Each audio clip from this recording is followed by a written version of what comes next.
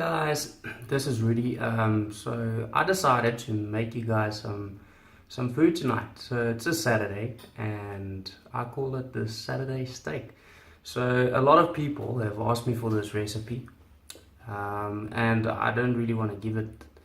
Until today I thought by myself, you know what, why not just share it with the world? So I hope you guys enjoy it. This is how I make it, and step by step I'll give you the instructions, and I hope you guys enjoy it. So what I have today is this awesome ribeye from Woolies. When looking for a steak, look for something that is aged, 1, delicious, 2, and well worth your time. So just spend the money, buy an awesome piece of meat, and then make the best of it. So let's start. So I've got this meat here. So it's, in this case, it's a ribeye, 35 days matured. So let's just open that and see where we go. So this is freshly picked from my garden. So I've got rosemary, I've got some oregano, so awesome fresh oregano, and as I said, some thyme as well. You want stems about this size, okay? So that's basically what you want. So what you do is you take a pan. So let me introduce you to something new. For me, it saves time, it saves cleaning, and it's something that I think anyone can do at home. It's taking some foil, taking your baking pan, and then make a little baking pan for your steak, because this is going to be a oven steak, right? I've got my baking tray. This is a foil pan that I already made, so you can use, I think it's about 500 to a meter, and fold it double, as you can see here, just enough so that you can place your meat in here and then move forward. Okay, so what you do then, take your meat, place it in your baking tray. Okay, nice piece of ribeye. You buy ribeye. Why? Because it is soft. The soft and tenderness of your ribeye is very soft, like fillet. It's got the texture of rump steak, so you have the flavor coming out of a rump steak, but you still have the tenderness and softness of a fillet, and that's awesome. So that's why you'll see the prices of ribeye is quite expensive, but it's well worth buying if you like the in-between flavors. So this is your oregano. You pluck that. Just take it off the stems. Yeah, I don't went really bad on it. Just take it off. Place it there and just move along. So you do that with every little piece that you have until you think it's enough. Okay. So I love fresh herbs. I think it's really important to have fresh herbs in your garden or in your home, because you can do so much with it. It's nice for lamb, it's nice for stews even. Can you believe it, stews? I mean, what? So let's just place that in. But for steaks, it's amazing, especially for this, because as I said, a lot of people have been asking me for this recipe, and I thought, you know what, let me just introduce it to the people and the world to just experience it themselves and tell me what they think of it. Hopefully it's as good as I'm saying, but I promise you, you would not regret this. When you've done this, you would do it every single weekend, guys. Okay, now for the rosemary. Okay, you plug it. So how you plug rosemary, you go like this by the stem and just plug it off, bit by bit. Just go and just put it in the top of your meat. Okay, make sure everywhere on your meat it's covered in herbs, guys, covered. Okay, don't be shy with herbs, don't be shy with spices. A lot of people say overspicing meat is disgusting, but let me tell you, on this steak, it's delish. Okay, right. So I've got 2 more rosemary stems that I've got in my hands. So what I do with this, I place it underneath the meat so that the rosemary can absorb into your meat, okay? So what I do is I put it underneath my meat. I hope you guys can see this. Obviously take the tray and show you guys. Then for the thyme. The thyme is a really difficult plant or herb to like take off the stem. So what you do is you take it by the front end and take it to the back. So what you end up with, okay, is this little pieces, and that's what you want. So you take that and place it on your meat, guys. Right, so for every stem you do the same. Place it on your stems. Okay, I hope you guys are enjoying it so far. So why I'm doing a video is to show you exactly how you do it so that you don't miss a step, guys. So what I'm going to do with the last pieces, I'm just going to place that on top of the meat, and afterwards you can just remove it from your meat. Okay, I've got this little bit of stems left. Just place it on top of your meat. As such. Okay, so then we're basically ending up with something like this. Hope you guys can see there. And underneath my meat I've got the rosemary stem.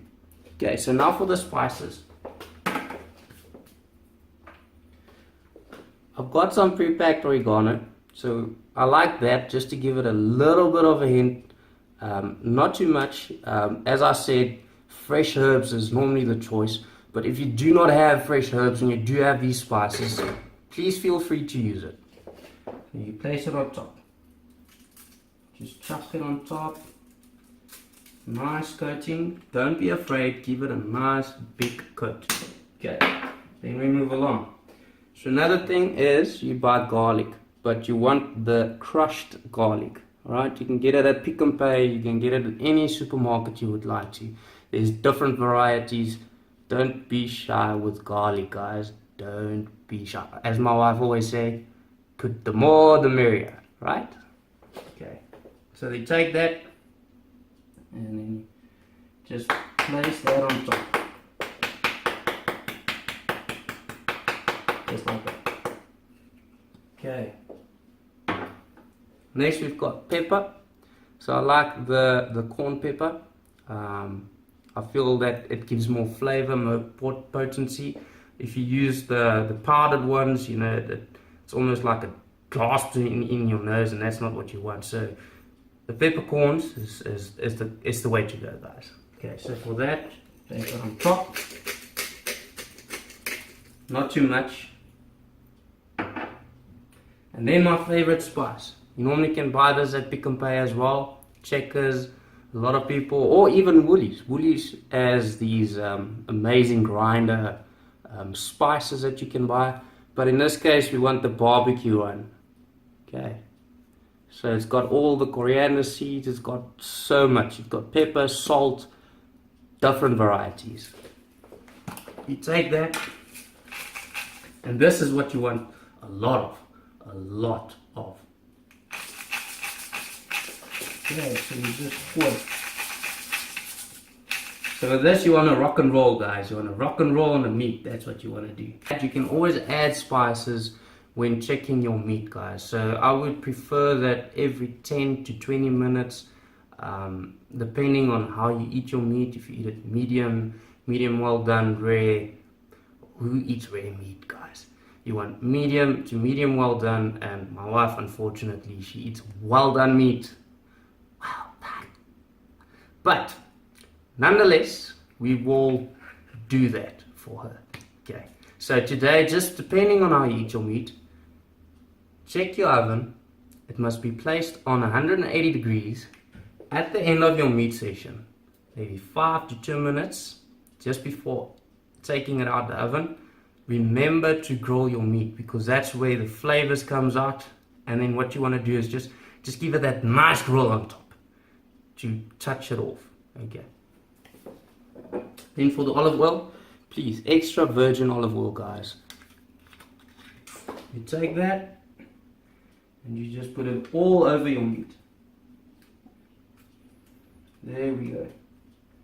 Be quite generous, because what the olive oil will do in your pan is it will help enhance the softness of your meat, and then cooking it from the bottom up.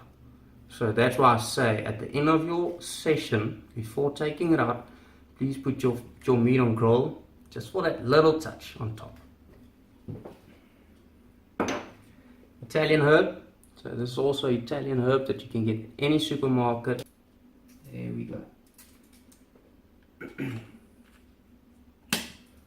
And for the last one, this is to give it that extra meaty flavor and touch, would be your barbecue spice. Do that. Put it on top. Please be generous with this. There we go. So this is more or less what you want. As you can see, there's a lot of coating on top, and that's what you want. Because why I'm saying this, in this particular case, you would not turn your meat around. This would be as is, from start to finish.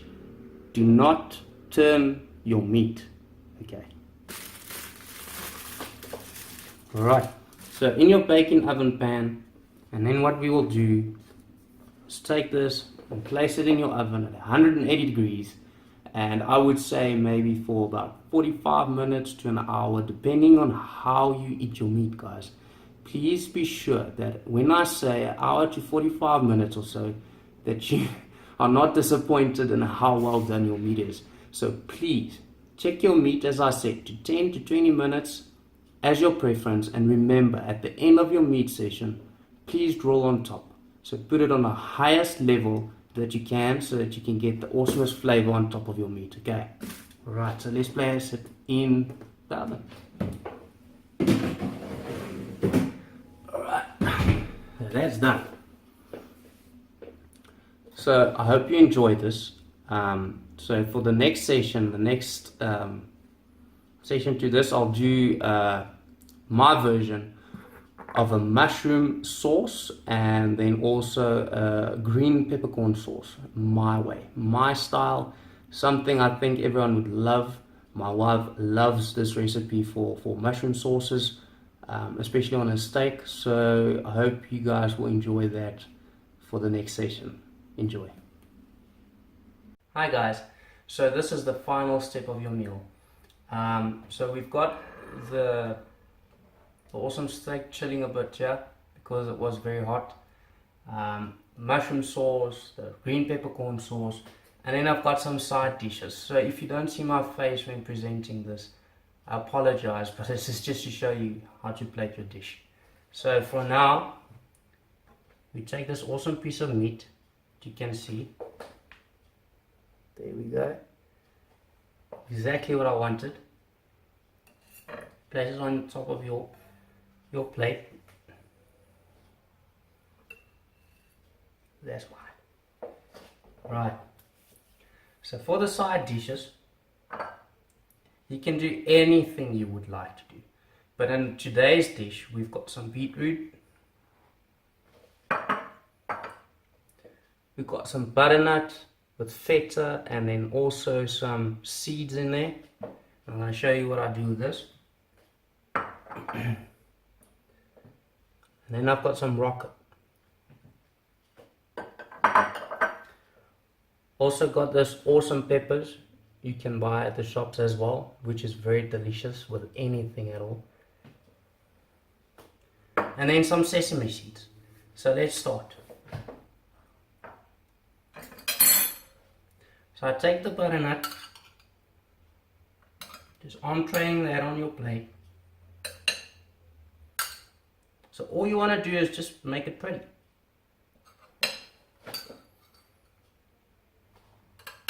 Normally when it comes to my plate, I don't really care because I eat, but for my wife, I make it special, guys. So for the guys out there, whenever you plate your dish, make it special for the special person in your life.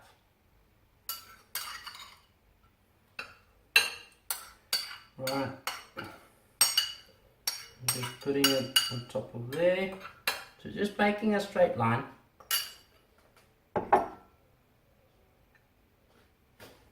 Some sunflower seeds in there, feta and butternut. And then for the beetroot, put on there.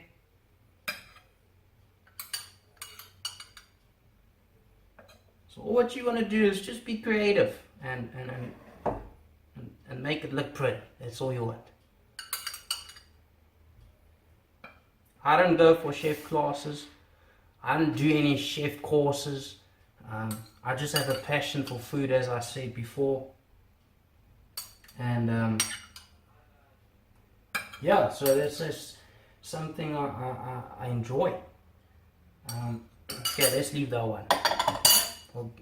We'll just chuck that one. We'll give it to someone. Alright. So then what we do, take some rocket. And you just let it fall, man. You just put it on a plate. There we go. I promise you, you'll pay like $400 at a proper signature restaurant, but at home, it's way cheaper. Right, for the pepper juice. So a lot of people like this with their steaks. You can just add that to your salad or side. I think 3 would be enough. Put some in mine. There we go. Alright. Enough of that.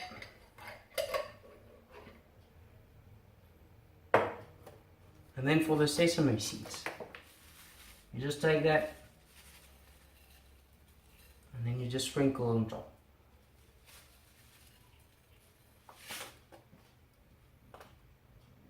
Alright. And then, as I said, I've got 2 separate sauces. I've got a mushroom sauce and then I've got the green peppercorn sauce.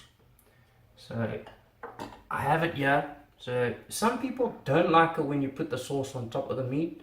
So that's why I have those creme brulee buckets, small ones, which I'll put the sauce in.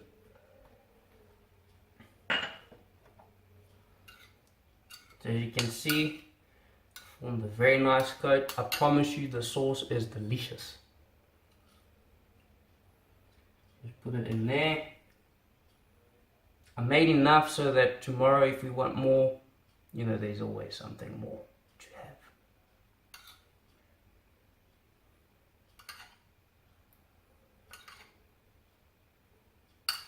Fill it up as much as you can. Alright. And all you do is you move your meat a little bit and then you place it on top of your plate. So I'm going to show you that this is not an ordinary setup. It's something special for your wife. There we go. And that, guys, I call this the Saturday steak. I hope you guys enjoy it. I hope you guys enjoy the experience. I hope you guys learned something from me. And I can't wait to share more dishes with you guys. I think today was awesome. So for the guys out there, remember this dish. It will knock the feet out under your wife or even your girlfriend. Try it, guys. Cheers. See you next time.